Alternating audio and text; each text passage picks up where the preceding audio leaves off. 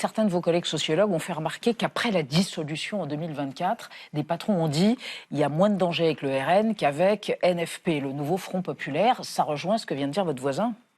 Oui, l'épouvantail, maintenant, certains vont même jusqu'à dire, rappeler le fameux slogan plutôt Hitler que le Front Populaire.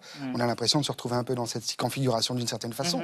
Je rappelle que, il y a un livre qui est paru en 2017, L'Ordre du jour, qui racontait sous une forme romancée les rencontres entre les patrons allemands et le pouvoir nazi. Il y a Les Irresponsables de Johann Chapoutot, qui raconte très bien cette période où, en effet, les grands patrons, l'économie des grands patrons de l'époque s'est dit, mais en fait, on va pas laisser les communistes ou les socialo-communistes prendre le pouvoir, on va plutôt instrumentaliser les nazis de l'époque, qui apparaissaient comme faibles.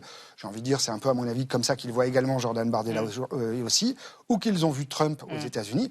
Et puis, le pouvoir, et les nazis, et Trump, et peut-être Bardella et d'autres, ne sont finalement pas si faibles que ça. Donc oui, vous avez raison. On est dans un moment, historiquement, qui rappelle des choses un peu étranges du point de vue des patrons. Mais je tiens à le dire, ça a beaucoup changé.